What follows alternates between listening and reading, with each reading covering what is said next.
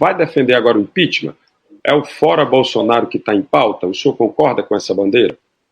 Agora, deixa eu lhe falar uma coisa. Primeiro, os partidos de esquerda têm trabalhado muito junto, têm feito muita nota conjunta. Na política, quase todas as notas são notas unitárias dos partidos. Eu, sinceramente, eu cheguei à conclusão, eu já tinha dito há 15 dias atrás numa entrevista, que não tinha saída para o Brasil com o Bolsonaro. Porque ele não quer. Ele não quer, não é possível você ter um ministro da Fazenda como o Guedes, que a única coisa que pensa é vender o patrimônio público. Não é possível. Ou seja, todos os países do mundo já rodaram dinheiro novo para enfrentar a crise. Eles estão fazendo, tirando o dinheiro do bolso do paletó, colocando no bolso, da calça, tirando da calça, colocando no bolso do... É o mesmo dinheiro que está rodando, quando na verdade deveria estar produzindo dinheiro novo para enfrentar o coronavírus, como está fazendo muitos países do mundo.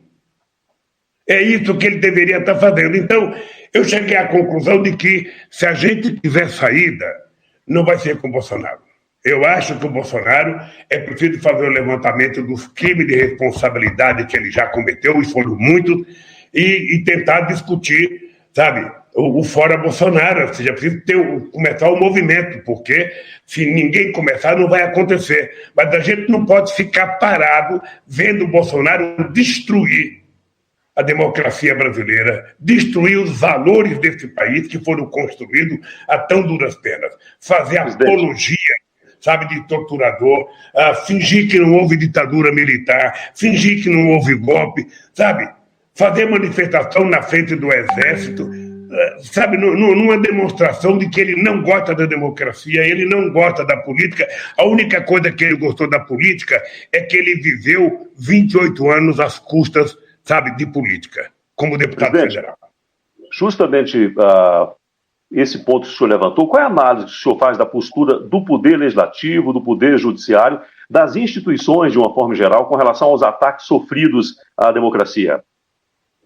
Veja, eu acho que as instituições já deveriam ter reagido. Eu desde o tempo que entraram no Senado para prender o Delcídio poderia cometer qualquer outro crime e ser punido. Agora, o que não poderia era a Polícia Federal adentrar, a um recinto de um poder como o Senado para prender o Delcídio. Sinceramente, eu achei que ali deveria ter tido uma reação do Poder Legislativo. O Ministério Público desrespeitou de uma só vez a Suprema Corte, desrespeitou o Senado, desrespeitou a Câmara, desrespeitou o Poder Executivo. Ou seja, eles, na verdade, desrespeitaram aqueles moleques lá de Curitiba, da Força Tarefa. Eles acharam que era um Deus e resolveram desrespeitar. E o Bolsonaro segue a mesma coisa. A única coisa que o Bolsonaro não faz é mostrar onde está o Queiroz. A única coisa que ele não faz é dizer quem é que matou a Marielle. Porque alguém ligado a ele deve saber. Alguém, tudo que a gente lê na imprensa, tudo que a gente vê, é o seguinte: eles tentam esconder. Cadê o Queiroz? Cadê o dinheiro que era repartido do gabinete do Círio? Ou seja, tudo isso fica guardado. Tudo isso ele não responde. O Moro não responde nada. O Moro, sem o apoio da Globo, como ela deu no caso da Lava Jato, o Moro desaparece porque é medíocre enquanto pessoa. Então, presidente, por falar em Moro, teve uma novidade aí na madrugada da quarta-feira, né? O STJ reabriu, pediu seu julgamento do triplex do Guarujá, esse caso que foi a condenação exatamente do juiz Sérgio Moro, que está sendo questionado exatamente por esse ato, né? Tem pedido de suspeição. Aí eu pergunto sobre o Lula. Como é que o senhor está nesse momento, diante, né, de tanto o senhor é réu, o senhor tem receio de voltar à prisão? Luiziano, deixa eu lhe falar uma coisa. Se tiver dos 210 milhões de brasileiros, um ser humano com a consciência tranquila nesse país sou eu. Eu não tive a oportunidade de falar com você, até quero agradecer a carta que você leu para mim quando eu estava na cadeia. É o seguinte, meu caro, eu quando decidi ir para Curitiba, porque eu poderia ter ido para um outro país, poderia ter ter ido para uma embaixada, eu fui porque eu preciso provar que a força-tarefa de Curitiba, no meu caso, é mentirosa. Eu preciso provar que o Moro é mentiroso, a sentença dele é mentirosa. Ele inventou uma sentença chamada a causa do crime é crime determinado, ou seja, isso não existe no mundo jurídico. E eu estou muito tranquilo. Eu fiquei surpreso com a calada da noite, 1h da manhã, o Fischer colocar outra vez o meu processo para ser votado de forma virtual, sem avisar sequer a defesa. E a mesma coisa fez o Gebran no Rio Grande do Sul, às 4h da tarde. Ou seja, eles acham que isso vai diminuir as críticas ao Bolsonaro e vai votar a mim. Não estou preocupado. Não estou preocupado. Se tivesse uma balança para medir consciência pesada, eu toparia colocar a minha consciência com todo o Moro e com os que estão me condenando, para você perceber que a consciência deles está muito mais pesada do que a minha. Eu acho que, para mentir como eles estão mentindo, para julgar como eles estão julgando, ou seja, essas pessoas não estão honrando o papel e a função que eles exercem no Poder Judiciário brasileiro. Presidente, hoje o partido mais odiado do Brasil é o PT, ao mesmo tempo o senhor falou que é o mais amado, né? Isso também vale para o Lula, assim, a participação dos nossos ouvintes aqui mostra que o senhor é muito amado, mas também muito odiado, né? Aí eu pergunto para o senhor, o que é que a esquerda errou? Onde é que o PT errou? Hoje a gente vê, por exemplo, grandes apoiadores do Bolsonaro estão numa força de trabalho informal, são aqueles motoristas de Uber, e eles realmente aí fazem, né, uma base forte de sustentação do governo Bolsonaro. O senhor acha que faltou competência e diálogo do PT com essa turma, com trabalhadores informais e com apoiadores do Bolsonaro? Onde é que o senhor acha que o PT errou? Luiz, deixa eu te dizer uma coisa para você. Se você for no Rio de Janeiro, você vai perceber que tem duas torcidas no Rio de Janeiro. Tem o Flamengo e o anti-Flamengo. Se você vier a São Paulo, você vai perceber que tem o corintiano e tem o anticorintiano. E aí vai no Brasil inteiro. No Ceará, a disputa entre o Ceará e Fortaleza deve ser muito grande. E aí vai para o Brasil inteiro. Né? O PT é muito grande. Veja, o PT, só para dar uma ideia para você, sabe? O PT disputou a primeira eleição em 89, o PT tinha 7 anos de existência. O PT foi o segundo colocado. Numa reunião que disputava Brizola, Ulisses Guimarães, que disputava Aureliano Chaves, que disputava Mário Covas, o PT foi o segundo colocado. Então o PT foi o segundo em 89, o PT foi o segundo em 94, o PT foi o segundo em 98, o PT foi o primeiro em 2002, o primeiro em 2006, o primeiro em 2010, o primeiro em 2014, e não foi o primeiro em 2018, porque eu não concorri. Se eu tivesse concorrido, teria sido o primeiro, e se não tivesse tido fake news, o Haddad teria sido presidente da República. Só para você ter ideia. Então o PT é muito grande. O PT, desde 89, o PT está diretamente na disputa. Ou é campeão ou é vice, é campeão ou é vice, é campeão ou é vice. Isso desperta, sabe, uma certa mágoa de muita gente. Mas é importante lembrar que, embora a gente não tenha ganhado as eleições no primeiro turno, a gente tenha tido 47%, 48%, 49%, ou seja, a verdade é que no segundo turno, nas 2 vezes, eu fui para 62%. Então, o dado concreto é o seguinte: quando você tem uma eleição, você disputa o primeiro turno, no segundo turno você compõe base de apoio e você se elege com a maioria, como eu me elegi 2 vezes. É assim que a gente constrói. Ou seja, se tenta criar a ideia de que o PT não ganha mais porque tem um antipetismo.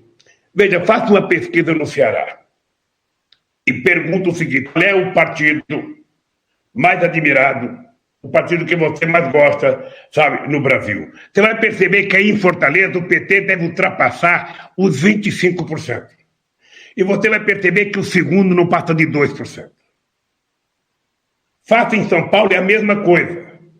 Faça em qualquer lugar, porque enquanto partido político, a única instituição nacional, sabe, que decide nacionalmente as coisas, que tem base, sabe, que tem influência no movimento social, é o PT. Okay. Agora, por que nós temos isso? Porque nós nascemos daí.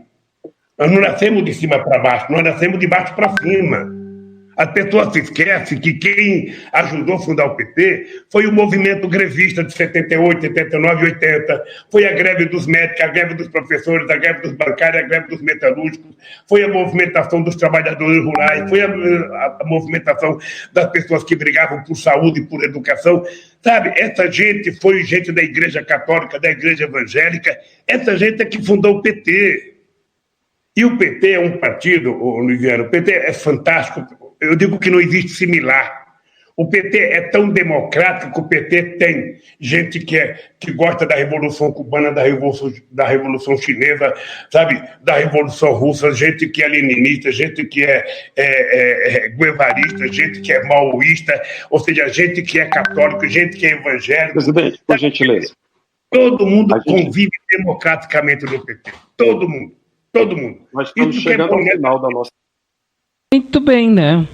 Ouvimos aí uma entrevista que foi concedida hoje de manhã para a Rádio Povo, CBN do Ceará, pelo Luiz Inácio Lula da Silva. Sabe que há muitos anos eu não sou emocional, sou extremamente racional. Por isso que eu nunca fui petista. Eu nunca fui radical do PT, emocionalíssima. É porque para mim é o PT, não. Eu votei no Lula, antes dele votei no Brizola para presidente da República. Eu sempre votei no Lula pelas coisas que ele fez para o povo pobre. Porque eu acho que gratidão é algo que a gente não pode esquecer jamais. Ah, mas eu fiquei braba com ele por isso, por aquilo. Isso é emocionalismo. Isso é paixonite aguda. Ódio, de abandono, coisas emocionalíssimas que não tem nada a ver com o bem comum. Então, por isso que eu nunca fui petista. Às vezes as pessoas perguntam, mas tu é petista? Não fui, não sou e nunca serei. Mas eu sempre vou votar naquelas pessoas que trabalharem para o povo, e eu sou grata. Mesmo que eu não tenha recebido nunca o Bolsa Família, mesmo que eu nunca tenha precisado do SISU, mesmo que eu nunca tenha utilizado, né, o Enem, mesmo que eu nunca tenha necessitado do Minha Casa Minha Vida, mas isso tudo sempre veio ao encontro das necessidades do povo mais esquecido. Então isso me interessa. Eu não uso emocionalismo, não sou emocionalista nem um pouquinho. Aceito as pessoas que são emocionais, né? Mas eu não perco meu tempo com isso. Quando eu vou votar em alguém, eu não vou votar num marido, não vou votar num amante, não vou votar em alguém com uma performance sexual maravilhosa, ou num intelectual para passar horas conversando. Eu vou votar em alguém, e o Lula fez.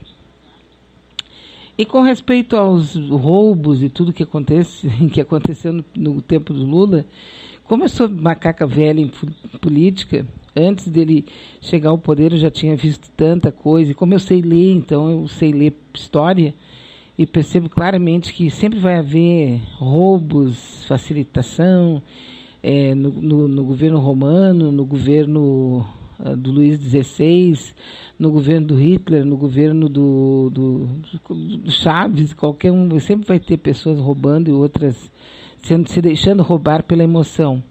A pior coisa que a gente viu acontecer nesse país foi a emoção sendo roubada, prenha pelo ouvido, sabe?